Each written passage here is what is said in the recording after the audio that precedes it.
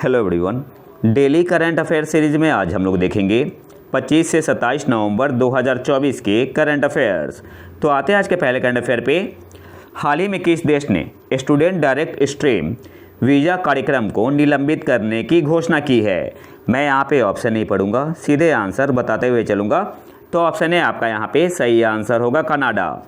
हाल ही में किस देश ने स्टूडेंट डायरेक्ट स्ट्रीम वीज़ा कार्यक्रम को निलंबित करने की घोषणा की है? तो कनाडा की सरकार ने। ऑप्शन है आपका यहाँ पे सही आंसर होगा। अब यहाँ से कुछ इंपॉर्टेंट पॉइंट देख लेते हैं। सबसे पहले एसडीएस क्या है? तो एक वीज़ा प्रोग्राम है। एसडीएस का मतलब क्या हुआ? Student direct stream. और ये करता क्या था? ये अलाउ करता था इंडियन स्टूडेंट्स को to fast track their study permit application. और केवल इंडियन स्टूडेंट्स को ही नहीं, बाकी और देश को भी, ठीक है, बाकी और देश को भी।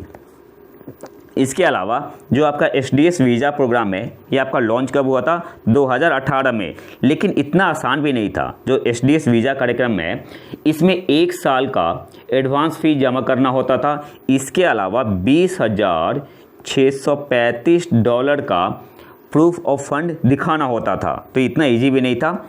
अगले क्वेश्चन पे आते हैं। मगरमच्छ न्यूट की एक नई प्रजाति काओ बैंक मगरमच्छ न्यूट, काओ बैंक क्रोकोडाइल न्यूट किस देश में खोजी गई है? तो ऑप्शन डी आपका यहाँ पे सही आंसर होगा वियतनाम में। मगरमच्छ न्यूट की एक नई प्रजाति काओ बैंक मगरमच्छ न्यूट किस देश में खोजी गई है? तो वियतनाम में। ऑप्शन डी आपका यहाँ पे सही आंसर होगा। और इसे किस नाम से जानते हैं? टाइलोटोट्रिटोन कोलियंसिस। तो ये भी आपसे एग्जाम में पूछ सकता है, तो इस नाम को भी आपको याद रखना है। अगले क्वेश्चन पे आते हैं। नूगु वन्य जीव अभयारण्य जो हाल ही में खबरों में था, किस राज्य में स्थित है? तो ये आपका कर्नाटक में स्थित है। ऑप्शन बी आपका यहाँ पे सही आंसर होगा। अच्छा, ये न्यूज़ में क्यों बना हुआ था?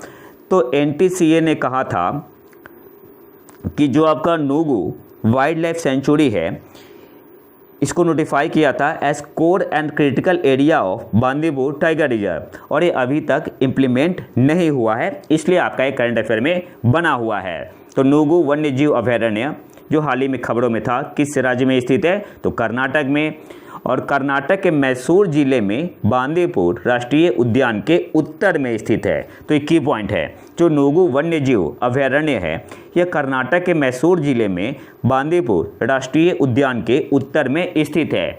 और एक नूगु रिवर है, ये आपका नूगु रिवर है। नूगु रिवर किस नदी की सहायक नदी है? तो आंसर क्या होगा? कावेरी की सहायक नदी है।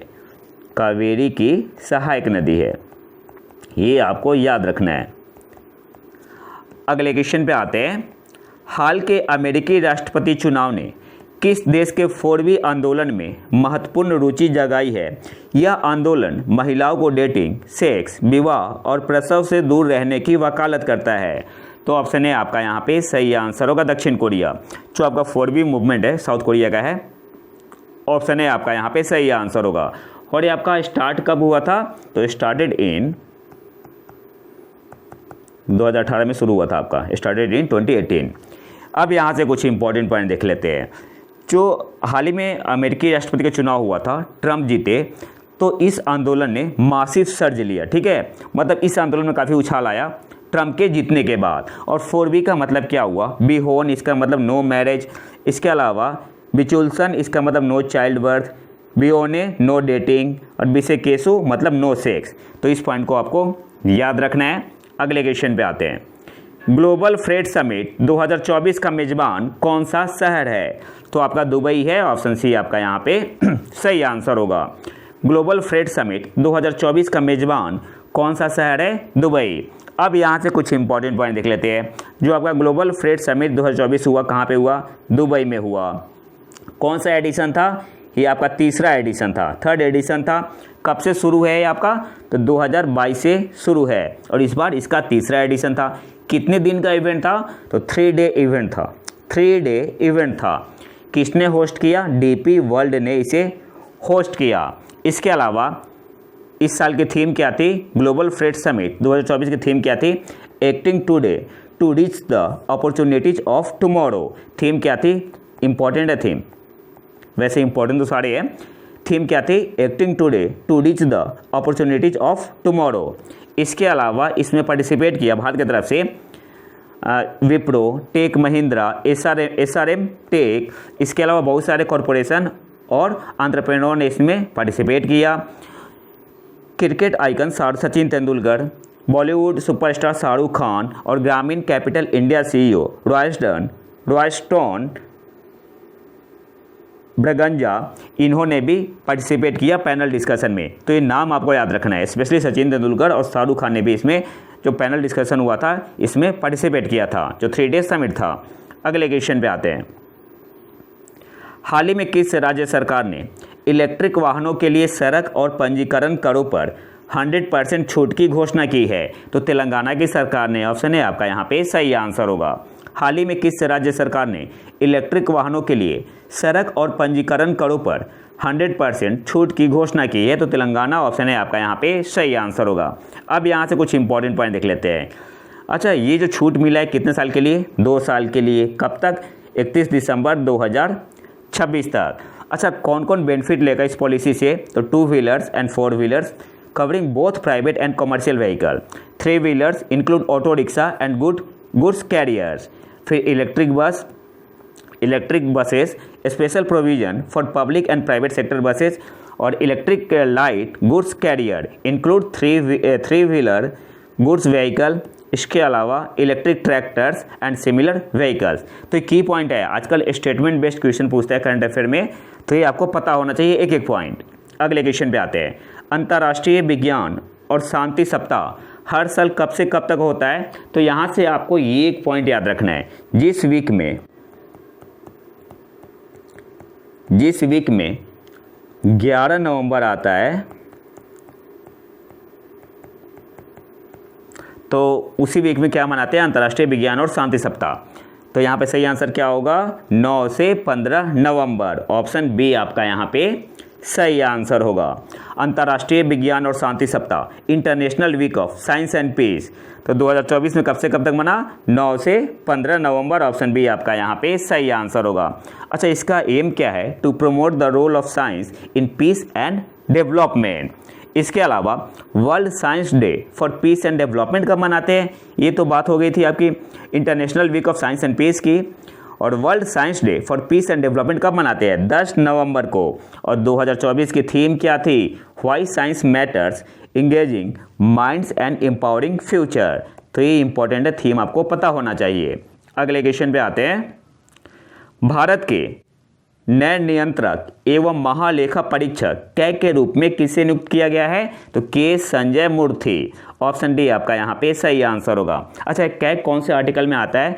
तो आर्टिकल 148 से आर्टिकल 151 ये आपका कैग को कवर करता है। ठीक है, पता होना चाहिए, स्टैटिक में कैग को कवर करता है, आर्टिकल 148 से 151।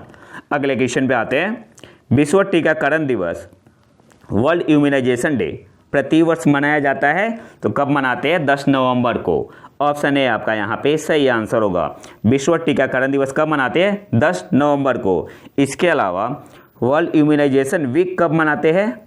तो वर्ल्ड इम्यूनाइजेशन वीक 2024 आपका मनाया गया 24 अप्रैल से 30 अप्रैल। ये इंपॉर्टेंट है, कब मनाया गया? 24 अप्रैल से 30 अप्रैल।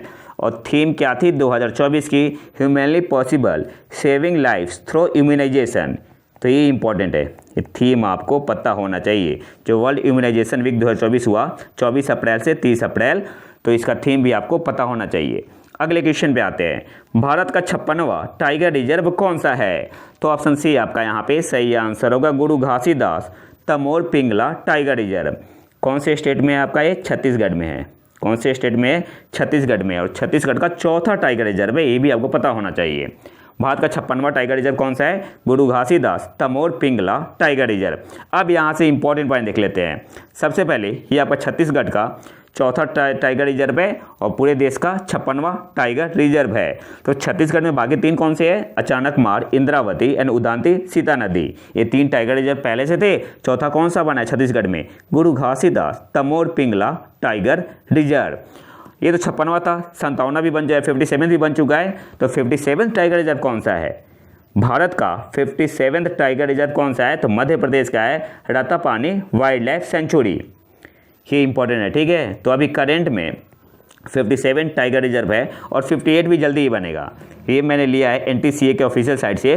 56 आपका है गुरु घासीदास तमोर पिंगला टाइगर रिजर्व, छत्तीसगढ़ में है। और 57 कौन सा बना है? रत्तापानी टाइगर रिजर्व, कहाँ पे? मध्य प्रदेश में है। और 58 भी मध्य प्रदेश में बनेगा जल्दी, ठीक है, मध्य प्रदेश में ही बनेगा। अगले क्वेश्चन पे आते हैं। अच्छा, ये टाइगर रिजर्व कैसे बनता है? तो सबसे पहले स्टेट गवर्नमेंट, राज्य सरकार आइडेंटिफाई करती है suitable area for a tiger reserve. इसके बाद प्रपोजल जाता है किसके पास? NTCA के पास। और NTCA इसे फर्दर कहाँ भेजती है? स्टडी और अप्रूव करने के बाद सबमिट करती है union ministry of environment, forest and climate change. किसके लिए? आगे के विचार के लिए। इसके बाद आपका क्रिएट होता है टाइगर रिजर्व। इसके अलावा एक और पॉइंट आपको याद रखना है, अधिनियम की धारा 38W के अनुसार एक बार अधिसूचना आने के बाद कोई भी राज्य सरकार बाघ संरक्षण प्राधिकरण और राष्ट्रीय वन्य जीवन बोर्ड की मंजूरी के साथ सार्वजनिक हित को छोड़कर किसी बाघ रिजर्व को डिनोटिफाई नहीं करेगी। अगले क्वेश्चन पे आते हैं। भारत का GSAT-N2, जिसे GSAT-20 भी कहते हैं, किस प्रकार का उपग्रह है जिसे SpaceX के फाल्कन 9 रॉकेट द्वारा प्रक्षेपित किया गया था? तो ये आपका कम्युनिकेशन सैटेलाइट है। एक कैसा सैटेलाइट है? तो आपका एक कम्युनिकेशन सैटेलाइट है। ऑप्शन बी आपका यहाँ पे सही आंसर होगा। किसने लॉन्च किया? तो SpaceX के फाल्कन 9 रॉकेट से इसे लॉन्च किया गया। कहाँ से? केप कैनावेरल, फ्लोरिडा से। तो एक पॉइंट आपको पता होना चाहिए। अच्छा, इसका कंट्रोल फैसिलिटी कहाँ पे है? जो मास्टर कंट्रोल फैसिलिटी है ये कहाँ पे है? हसन, कर्नाटक में। ये भी पॉइंट इंपॉर्टेंट है। इसके अलावा जो GSAT-20 है कम्युनिकेशन सैटेलाइट है, इसका वेट कितना है? 4700 kg। ये आपको याद रखना है। अच्छा, यही कारण है, वेट की वजह से ही ना भारत को या इसरो को SpaceX के रॉकेट से इसे छोड़ना पड़ा। इसके अलावा it carries a high throughput Ka band payload capable of delivering 48 gigabyte per second of data transmission capacity. तो इससे हमारा जो नेट वगैरह सही चलेगा। और जो Ka बैंड क्या होता है? देखो, Ka बैंड का यूज होता है आपका रडार हुआ, कम्युनिकेशन सैटेलाइट हुआ, रडार हुआ, कम्युनिकेशन सैटेलाइट हुआ, इन सब में यूज होता है। और इसका फ्रीक्वेंसी रेंज कितना होता है Ka बैंड में फ्रीक्वेंसी रेंज कितना होता है? तो 27 गीगाहर्ट्ज से 40 गीगाहर्ट्ज तक, ठीक है। तो ये आपको याद रखना है। और हाँ, चैनल को सब्सक्राइब जरूर कर ले। अगले क्वेश्चन पे आते हैं। किस समिति ने शिकायत निवारण, मूल्यांकन और सूचकांक grievance redressal assessment and index शुरू करने की सिफारिश की थी? तो पार्लियामेंट्री स्टैंडिंग कमेटी ने की थी। ऑप्शन सी आपका यहाँ पे सही आंसर होगा।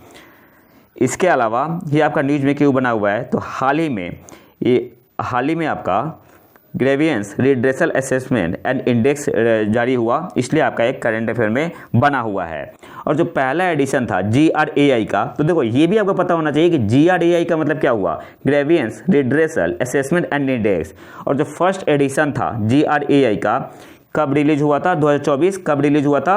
21 जून 2023 को, ठीक है। लेकिन बस सिंपली आपको यही पता होना चाहिए कि किसने सिफारिश की थी? तो पार्लियामेंट्री स्टैंडिंग कमेटी ने, संसदीय अस्थायी समिति ने।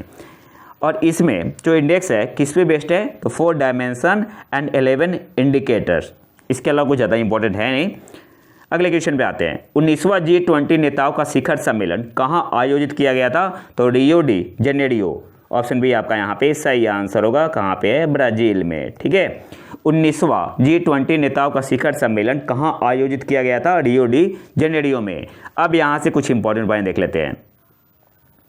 G20 शिखर सम्मेलन रियो डी जेनेरियो में आधुनिक कला संग्रहालय में आयोजित किया गया, ये याद रखना है, जिसकी मेजबानी ब्राजील के राष्ट्रपति लुइज इनासियो लुला दा सिल्वा ने की। और थीम क्या था G20 समिट 2024 का? Building A just world and sustainable planet. तो ये इंपॉर्टेंट है। थीम क्या था?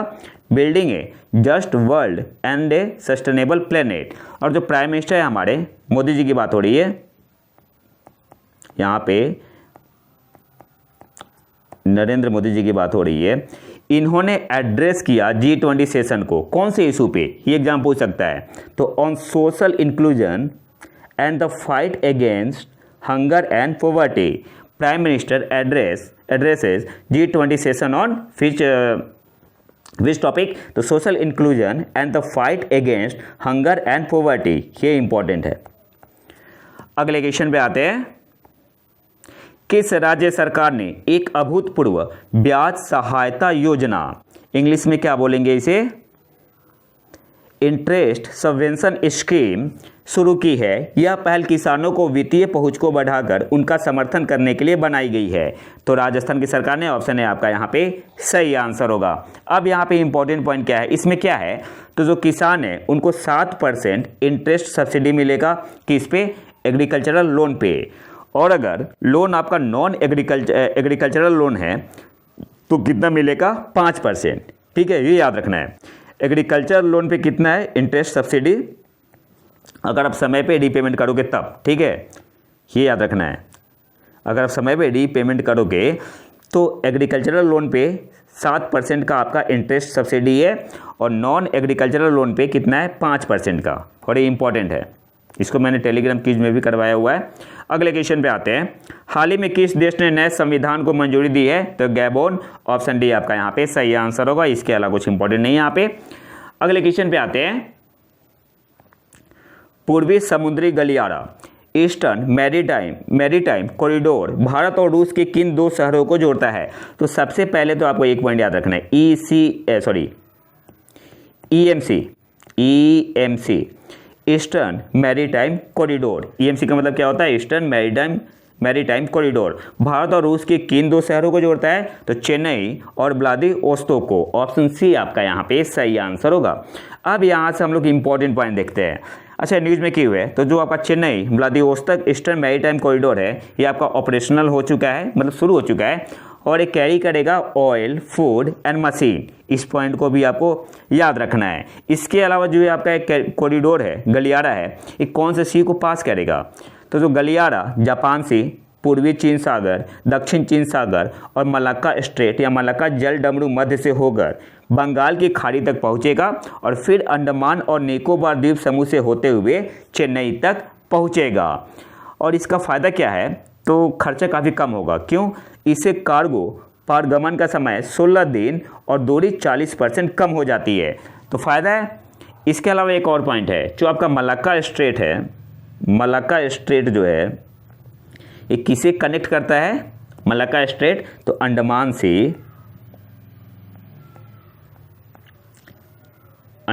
सी और साउथ चाइना सी को कनेक्ट करता है, साउथ चाइना सी को कनेक्ट करता है, या बोल सकते हैं इंडियन ओशियन और पैसिफिक ओशियन को। आप यहाँ पिक्चर में देख सकते हैं, देखो सी ऑफ जापान हुआ, ईस्ट चाइना सी हुआ, साउथ चाइना सी हुआ, बे बंगाल, तो ऐसे फिर चेन्नई, अंडमान निकोबार से होते हुए चेन्नई पहुँचेगा। यहाँ आप मैप में देख सकते हैं।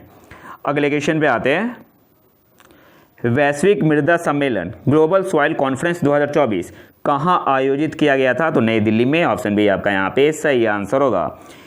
कहाँ पे, NASC कॉम्प्लेक्स न्यू दिल्ली में हुआ। सबसे पहला पॉइंट जो आपको याद रखना है, कब से कब तक था ये आपका, तो 19 से 22 नवंबर 2024। और जो एक कॉन्फ्रेंस था, इसको ऑर्गेनाइज किसके द्वारा किया गया था, organised by the Indian society of soil science ISSS, किसके साथ मिलके, in collaboration with the international union of soil sciences. और कॉन्फ्रेंस का मेन थीम क्या था, caring soils beyond food security, climate change mitigation and ecosystem services. तो ये theme important है, थीम आपको पता होना चाहिए। अगले क्वेश्चन पे आते हैं, किस राज्य का कृषि विभाग नवोधन योजना के तहत एक पायलट परियोजना शुरू कर रहा है। इस परियोजना का उद्देश्य बागवानी कृषि व्यवसाय को बढ़ाना है। तो केरल ने, ऑप्शन है आपका यहाँ पे सही आंसर होगा। बाद में और भी स्टेट करेंगे। अच्छा, यहाँ पे नवोधन का मतलब क्या हुआ, NAWO new agriculture wealth opportunity, NAWO stand for new agriculture wealth opportunity. और DHAN का मतलब क्या हुआ, driving horticulture agri business network. और इसका उद्देश्य केरल में पड़ती या अप्रयुक्त भूमि का लाभ उठाकर खाद्य फसल उत्पादन बढ़ाना है। राज्य सरकार ने नोट किया है कि चूंकि कृषि से होने वाली आय कर योग्य नहीं है, इसलिए नवोधन प्रस्ताव के माध्यम से हाईटेक वैल्यू क्रॉपिंग में निवेश करने के लिए अधिक लोगों या बहुराष्ट्रीय कंपनियों को आमंत्रित करना एक आकर्षक है। तो ये केरल की सरकार कर रही है। अगले क्वेश्चन पे आते हैं। 14वीं hockey India senior national championship 2024 का विजेता कौन बना? तो उड़ीसा, ऑप्शन डी आपका यहाँ पे सही आंसर होगा। अब यहाँ से कुछ इंपॉर्टेंट पॉइंट देख लेते हैं। सबसे पहले उड़ीसा ने जीता है 14वां hockey India senior national championship 2024। किसे हरा के? तो 2 टाइम चैंपियन हरियाणा को हरा के। कितने से जीता? 5-1 से। और तीसरे स्थान पे कौन रहा? तो तीसरे स्थान के लिए उत्तर प्रदेश और मणिपुर के बीच मैच हुआ था। तो उत्तर प्रदेश ने किसे हराया? मणिपुर को 2-1 से जीता है यूपी। इसके अलावा एक और पॉइंट आपसे पूछ सकता है, 14वां hockey India senior national championship 2024 से हुआ था, ये आपका चेन्नई में हुआ था। और एक जो फाइनल हुआ कौन से ग्राउंड पे खेला गया? तो mayor Radha Krishnan hockey stadium. ये ग्राउंड का नाम याद रखना है, ठीक है। कौन से स्टेडियम में खेला गया? Mayor Radha Krishnan hockey stadium. कहाँ पे? चेन्नई में है। तो 14वां hockey India senior men national championship आपका हुआ था चेन्नई, तमिलनाडु में। और आज के आखिरी करंट अफेयर पे आते हैं। विनर अंतरिक्ष कार्यक्रम, विनर स्पेस प्रोग्राम जो हाल ही में खबरों में था, किस देश से संबंधित है? तो ऑस्ट्रेलिया से। ऑप्शन बी आपका यहाँ पे सही आंसर होगा। अच्छा, न्यूज में क्यों हुए? तो कर्टिन विश्वविद्यालय के विनर अंतरिक्ष कार्यक्रम के 3 उपग्रह विनार 2, 3 और 4 कक्षा में केवल 2 महीने बिताने के बाद पृथ्वी के वायुमंडल में जल गए। तो यहाँ से आपको याद रखना है, जो कर्टिन यूनिवर्सिटी है ये आपका ऑस्ट्रेलिया में है, ये भी आपको याद रखना है। तो ये तो था हमारा आज का लेक्चर। अगर आपको इसका PDF चाहिए तो आप हमारे टेलीग्राम चैनल प्रतीक IQ करंट अफेयर को ज्वाइन कर सकते हैं। और अगर वीडियो पसंद आए तो लाइक करें और चैनल को सब्सक्राइब जरूर कर लें। मिलते हैं नए वीडियो में नए टॉपिक के साथ, तब तक के लिए नमस्कार, जय हिंद।